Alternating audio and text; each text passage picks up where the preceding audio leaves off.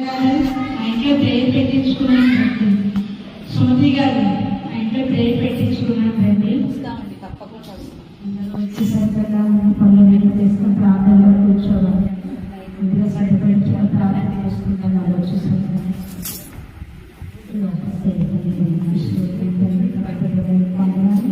ఈ ప్రార్థన కూడా పెట్టుకోవడానికి కూడా మాట్లాడండి. సహోదరులందరూ వస్తే వారితో కలిసి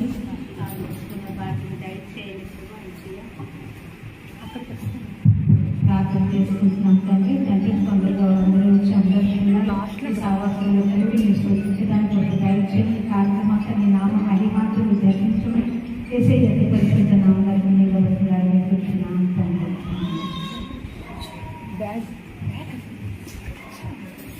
ఒక్కొక్కరు మీరు గిఫ్ట్ అక్కడ తీసుకోండి.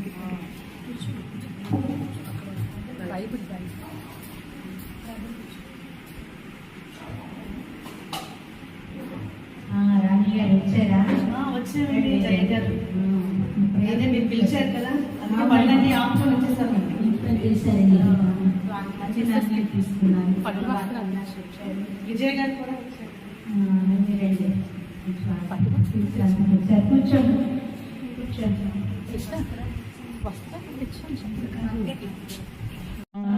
మాతో మాట్లాడితే మీతో కూడా మాట్లాడతారు. నిజమేనమ్మా, నేను కూడా అమ్మకిచ్చేటట్టు మీకు చెప్తున్నాను. అలాగండి? అవునండి.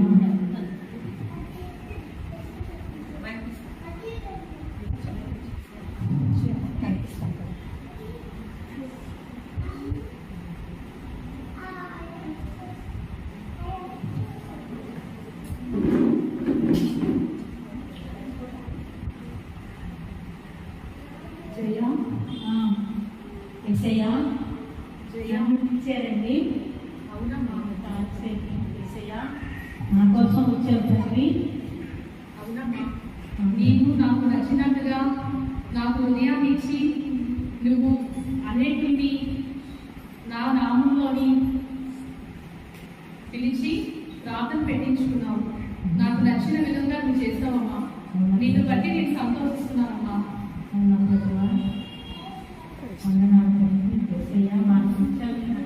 వినిపించావు నాతో ఉన్నావు, నాతో ఉన్నావు మా వారితో కూడా మాట్లాడుతూ వారికి కూడా దేవుడు తెలుసుకున్న దాన్ని ఇంకొకరు వాళ్ళు కూడా అడిగితే నేను మాట్లాడతానమ్మా. కానీ వాళ్ళ లోకానుసారమైన ఆలోచనలతో ఉన్నారు. వాళ్ళు మాట్లాడితే నేను మాట్లాడతాను. దేవుడు మనం పిలిస్తే పలికే దేవుడు అతనే పిలిచి మాట్లాడతాడు. మీ హృదయంలో అనుకోండి, ప్రభా నేను మాట్లాడాలనుకుంటున్నాను, నాతో మాట్లాడాలంటే తప్పగా మాట్లాడతాడు. అవును, నిజంగా మాట్లాడతాడు. యేసయ్య మాట్లాడతాడు.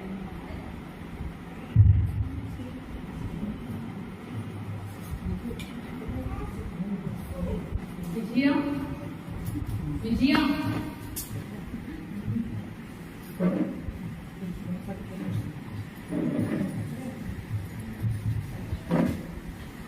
ఎవరు పిలుస్తున్నారు? నేను నేనేనమ్మా. ప్రార్థనలోని నీతో మాట్లాడాలని నువ్వు అడిగారు కదమ్మా. అవునే అవునేసయ్య. ఏంటి కావాలమ్మా? ఏంటి? వేసయ్య, నేను ఎప్పటి నుంచో ఈ బైబుల్ జాగ్రత్తగా దాచి నేను కూడా వాక్యం చదవకుండా మీకోసం భద్రపరిచి ఉంచాను. మీకోసం బైబుల్ తెచ్చానేసయ్య. బైబిలా? నేనే వాక్యమై ఉన్నాను కదమ్మా. ఆది అందు వాక్యమై ఉండదు, ఆ వాక్యమే దేవుడై ఉండదు. ఆ వాక్యము నీలో ఉండినప్పుడు నీవు బహుగా ఫలిస్తావు. ఆ వాక్యము నువ్వు చదివినప్పుడు ఆ వాక్యమును నీవు అభ్యసించి హృదయంలో ఆ మాటల ప్రకారంగా జీవించినప్పుడు నీవు బహుగా ఫలిస్తావు. నీవు చదవకుండా నా కొరకు ఇస్తే ఆ వాక్యంకి ఇంక ఫలితం నీలో ఏం ఫలితం ఉంటుంది?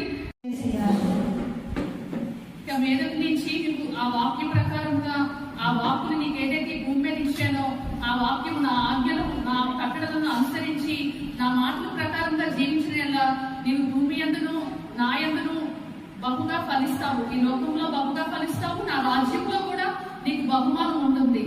తప్పకుండా ఈ రోజు నుంచి నేను బైబిల్ ప్రతి ఒక్క వాక్యం నేను చదువుకుని ఈ వాక్యం నా హృదయంలో ఫలించడానికి నేను చేస్తున్నాను.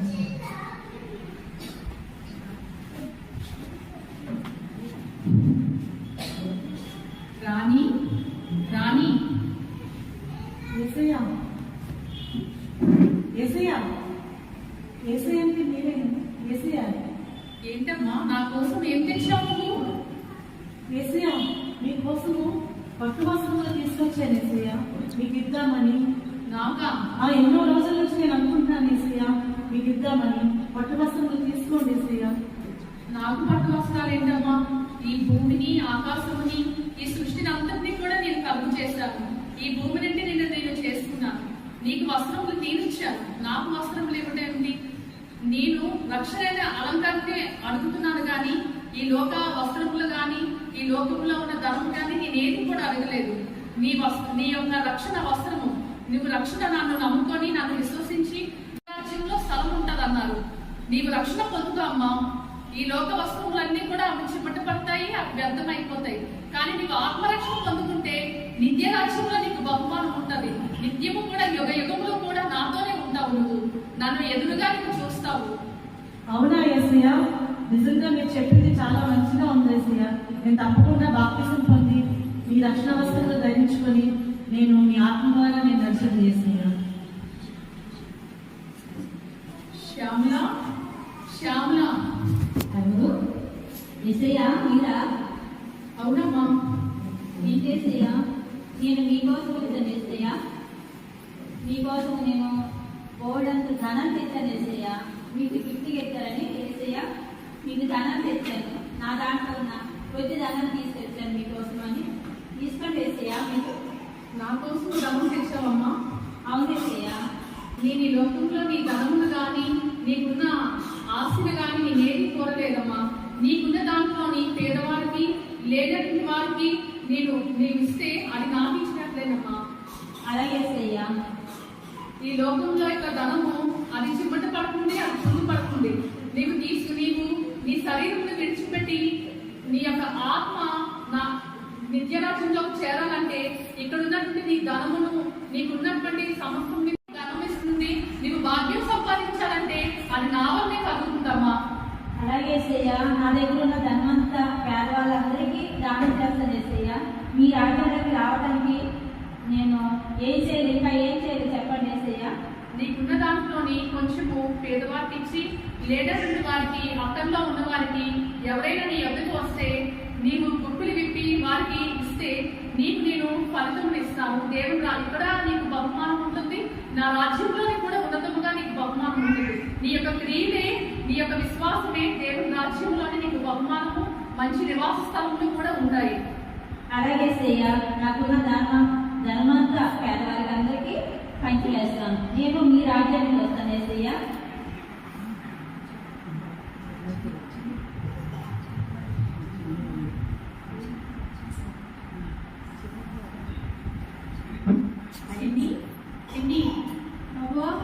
ప్రభువా, అయ్యో నేను ఒక్కసారి పిలిచాను. నేను పిలవగానే నా దగ్గరికి నా దేవుడు వచ్చారా? ప్రభువా, యేసయ్య మాట్లాడండి. మీరు మాట్లాడితే నేను వినాలని చాలా ఆశపడుతున్నాను యేసయ్య. నా కొరకు ఏం తెచ్చావమ్మా నువ్వు? ప్రభువా, నేనైతే ఇప్పుడు అందరం ఈ యొక్క 5G మొబైల్స్, ఐఫోన్ ప్రో ఈ మొబైల్స్ అన్ని వాడుతున్నాం ప్రభువా. మరి మీకు కూడా ఈ యొక్క బహుమతి ఇవ్వాలని నా చిన్న కోరిక యేసయ్య. ఎక్కడ ఏ గ్రామంలో ఉన్న ఈ ఫోన్ చూస్తే అన్నీ తెలిసిపోతాయి యేసయ్య. అది దాంట్లోని మేలు ఉంది, కీడు ఉందమ్మా. అది ఎక్కువ మేలు కంటే కీడుగా ఎక్కువగా కోరి దానివల్ల ఆత్మని నశింపు చేసుకుంటున్నారు. అందులోని లోకానుసారమైనవి, వ్యర్థమైనవి, అల్లరితో కూడిన ఆటపాటలు, వ్యర్థమైనవి, మనసును చెడగొట్టేవి, శరీరాన్ని నాశనపరిచేవి, అనేకమైనవి. ఈ లోకమంతా కూడా నాశనం వైపు నడిపించేది ఇప్పుడు ఈ ఫోన్ ద్వారా ఆ యొక్క ఆటంకం కూడా కలుగుతుంది. ఆత్మను రావడానికి, ఆత్మను నశింపు చేయడానికి కూడా అది వేగంగా సాతాను దాన్ని పట్టుకుంటున్నాడు. దాని ద్వారా మనసును పట్టుకొని ఆత్మను నశింపు చేస్తున్నాడు. కానీ దాని ద్వారా మేలు కూడా ఉంది. దాని ద్వారా ఇప్పుడు వాక్యం కూడా దేవుడు నీవు వాక్యమును కూడా వేగంగా పంపించడానికి దాని ద్వారా అనేకమైన సేవకులు లేవనెత్తి ఆ సేవను కూడా నేను విస్తరింపు చేస్తున్నాను. ఎందుకంటే నా మాట రెండంచులకు పదులైనటువంటి తగ్గుమంటది అన్నారు. ఆ వాకుని నేను ఇంటర్నెట్ ద్వారా, ఫోన్ల ద్వారా కూడా నేను పంపిస్తున్నాను. నా మాటను విని ఎవరైతే అంగీకరించి నేనే క్రీస్తుని నమ్ముతారో వారికి నేను మాటలు వారి హృదయంలో హృదయం తెరిచిన ఆ మాటలు వెళ్తాయి. ఆ మాటలు కూడా నేను ఇప్పుడు వేగురుగా ఇంటర్నెట్ ద్వారా అనేకమైన సేవకుల్ని, సంఘ కాపరుల్ని, మిషనరీల్ని, అనేకమైన సువార్థకుల్ని అనేకుల ద్వారా ఇప్పుడు విస్తరింపు చేస్తుంది వాక్యం ద్వారా. ఆ వాక్కు ద్వారా బలపరచబడాలని నేను కోరుతున్నాను. సరే సయ్యా, మీరు ఇంతగా చెప్తున్నారు కనుక ఈ ఫోన్లో నాకు ఉపయోగపడింది మాత్రమే నేను చేస్తాను. ఇక నుంచి ఈ ఫోన్ ద్వారా నా సమయాన్ని ఎప్పుడు కూడా వృధా చేయకుండా, దేని కొరకైతే ఈ లోకంలో మమ్మల్ని సృష్టించి ఉన్నారు, మా కొరకు, మా కుటుంబం కొరకు, మా బంధువుల కొరకు, ఇంకా ఏదైతే ఉపయోగపడుతుందో అది మాత్రమే ఈ ఫోన్ ద్వారా నేను చూస్తాను. కానీ యేసయ్య, ఇంకెప్పుడు కూడా ఎలాంటి వ్యర్థమైన పనులు ఈ ఫోన్ ద్వారా నేను చేయనని ఈ యొక్క మాటను మీకు ఇస్తున్నాను ప్రభు.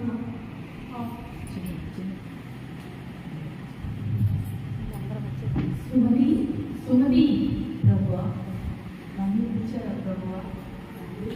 ప్రార్థనకు వచ్చినప్పటి నుంచి నాలో నేను కుండిపోతాను ప్రభువా. నాతో పాటు వచ్చిన సహోదరులు అందరూ విలువైన వస్త్రాలు, విలువైన గ్రంథాలు, విలువైన ధనాన్ని తీసుకొచ్చారు ప్రభు. నాకైతే తండ్రి ఏమీ ప్రభువా, అయోగ్యురాలను తండ్రి నాయన ప్రభువా, నియమించిన స్వరంతో మీరు మాట్లాడుతున్నారు నాయన. అందుని బట్టి తండ్రి నాయన సుమతి, నీవు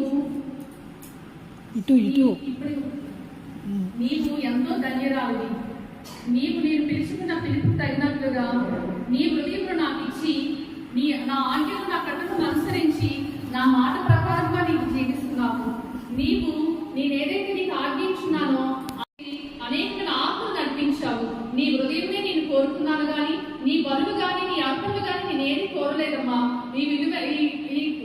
వీరందరూ కూడా ఏదేదో తెచ్చారు, కానీ నీవైతే నీ హృదయమే ఇచ్చావు. అందుకని నీవు నా ఆజ్ఞ ప్రకారంగా, నా కట్టడం ప్రకారంగా నీవు నడుచుకున్నావు కనుక ఇక్కడతో నీకు బహుమానం ఉంటుంది. నిత్యరాజ్యంలో కూడా నిత్యము కూడా నాతో ఉండటకు సింహాసనం నందు ఆసీనుడు అయినటువంటి నా ప్రక్కన నీకు కూర్చుండటకు నీకు బహుమానం ఇచ్చున్నాను. నీకు జీవ కిరీటమును, మహిమ కిరీటమును, అక్షయమైన కిరీటమును నీకు ఇచ్చున్నాను. ఎందుకంటే నేను పిలుచుకున్న పిలుపుకు తగినట్లుగా నీవు జీవించున్నావు. బలా మంచి దాసురాలని నేను నీకు ముద్దు పెట్టుకొని నా రాజ్యములను నీకు స్థలము ఏదైతే ఏర్పాటు చేస్తున్నానో ఆ స్థలము నీకు ఇచ్చున్నాను. నీకు సంతోషముగా ఉండమ్మా. ప్రభువా, తండ్రి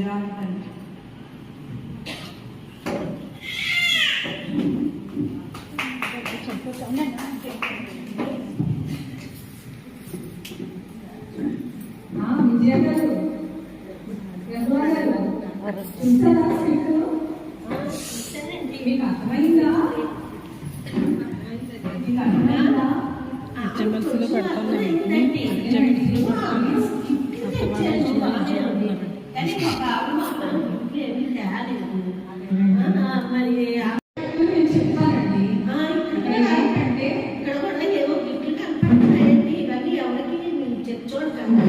ఈ గిఫ్ట్ అండి ఇప్పుడు వీళ్ళందరూ వచ్చారు కదండి, వాళ్ళందరికీ ఇవ్వడానికి మన శాంతి భాస్కర్ రిటర్న్ గిఫ్ట్స్ తెచ్చారండి. అదేంటంటే చక్కగా ప్లగ్ పెట్టామనుకోండి, బెడ్ ల్యాంప్ లాగా వెలుగుతుంది, దాని మీద వాక్యం ఉంటుంది. చక్కగా వాక్యం చదువుకొని రోజు వాళ్ళ హృదయాల్లో అది అనుదించుకొని దాని ప్రకారం నడుచుకోవాలని ఆవిడ ఆశ అన్నమాట. అందుకని తెచ్చారు. అయితే విషయానికి వస్తే, స్విఫ్ట్ విషయానికి వస్తే, యేసు ప్రభుకి గిఫ్ట్లు అనేకం తెచ్చారు కదండి. దాంట్లో ఏది ఆయనకి సాగిరావు. మనం ఆయన గిఫ్ట్ అనేది ఇవ్వలేమండి కదా. ఆయన సమస్తం అనే కదా చేశాడు కదండి. యేసు ప్రభుకి మనం గిఫ్ట్ ఇవ్వలేము. ఏమి ఇవ్వగలమంటే శుద్ధమైన హృదయం అండి. మన హృదయాన్ని నిర్మలంగా ఉంచుకొని ఆయన ఆజ్ఞలు పాటిస్తూ, వాక్యాన్ని చదువుకుంటూ, పేదవారికి సహాయం చేస్తూ, మన సమయంలో 10వ వంతు ఆయన తెచ్చి ఆయన కనపరిచినట్లయితే ఆయన మన జీవితంలోకి వస్తారండి. మన హృదయంలో ఆయన ఉంటారు. ఉన్నప్పుడు అదే ఆయనే మనకి పెద్ద బహుమానం అండి. మన హృదయంలో రావడమే బహుమానం. అదే క్రిస్మస్. క్రీస్తు మన హృదయంలో జన్మిస్తున్నారు అన్నమాట. దాన్నే క్రిస్మస్ అంటారు. మీకు అర్థమైంది కదా? అర్థమైందండి. ఈసారి నుంచి నేను మా పాప రక్షణ పొందితేనండి ఆ పర్లోక రాజ్యంలో మనకి స్థలం ఏర్పాటు చేస్తాడు దేవుడు. అక్కడ నిత్యము సంతోషము, ఆనందమే. తెలుసు కదా? తెలుసండి. ఇప్పుడు నుంచి వస్తారు కదా, తప్పకుండా మీరు అందరూ వస్తారు కదా. వస్తాం. Thank you.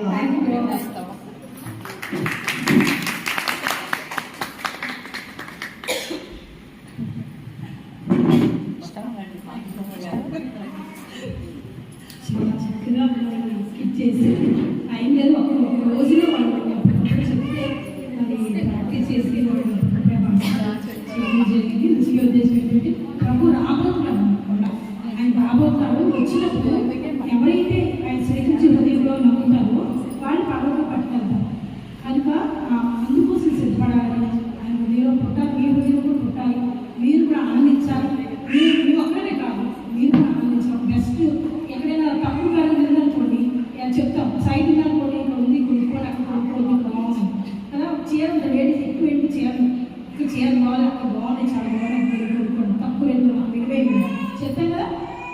అలాగే మేము కూడా ప్రేమను అందుకున్నాం, ఆ రుచి చూసాం, ఆనందం పొందుతున్నాం. కనుక అది మీ ఒక్కరే కాదు, మీరు కూడా పొందుకోవాలి, మీరు కూడా ఆ రుచి చూడాలి, మీరు కూడా ఆ భాగ్యాన్ని పొందుకోవాలి అనే ఉద్దేశంతో జ్ఞాపకం చేయడం జరిగింది.